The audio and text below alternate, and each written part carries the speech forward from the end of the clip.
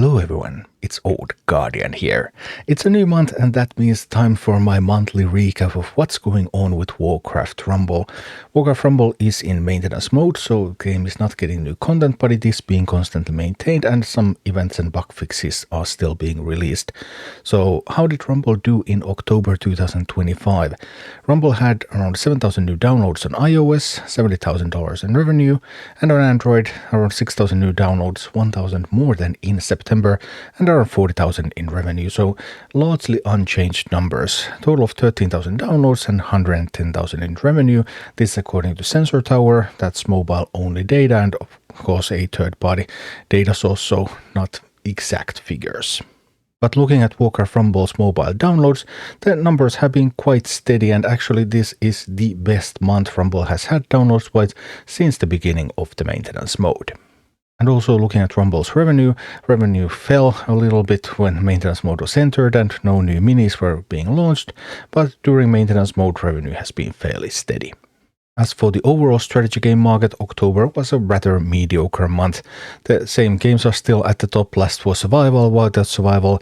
Kingshot has now risen into top 3. Kingshot has been rising all summer, and that's left Clash Royale to the 4th place. Clash Royale, phenomenal rise this year from around $15 million per month into $74 million per month in October.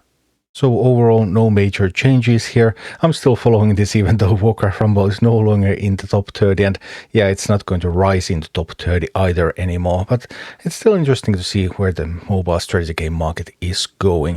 I also recently did a sponsored video of DC Dark Legion, which is here in number 31, so if you're interested in that kind of Rise of Kingdoms city builder meets Marvel Strike Force RPG kind of game, then that would be something to check out my video about that. Content-wise, October was steady work from Rumble's janitor.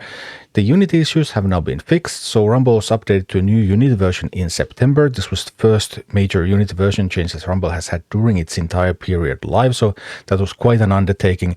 There were some issues related to it, but a major upgrade solved those during early October. So all the issues related to Unity upgrade that I know of have been fixed. And also we got the Halloween event. I was a little worried whether we were going to get one because the event system changed between Halloween last year and now this year, and I knew that the full team had started converting the old Halloween event into this mission-based system, but it was not ready. The janitor was able to patch up some of the things and pushed the event live on October 15th. There were still quite a few issues that remained, but all of the most critical ones were patched by October 25th, so the event is now fully playable. Also, Halloween shop bundles were added with cosmetics from the last Halloween event. They are now on the store since October 27th. So Rumble has been getting some bug fixes, some events, some cosmetic bundles. Things are going roughly as expected. The Heroes of the Storm treatment for Rumble as well. And it will be interesting to see if the janitor is able to get something else done now that the Unity version upgrade is done. Because I know the janitor worked a lot on the Unity version upgrade all the way from July until early October.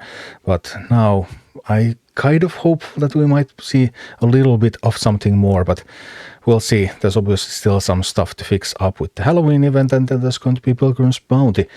Also another event that the full team had started to work on converting the new format, but it is not complete, so I expect the janitor to have a bit of work on that one, and I hope that they will be able to patch it up and release Pilgrim's Bounty in a good state next.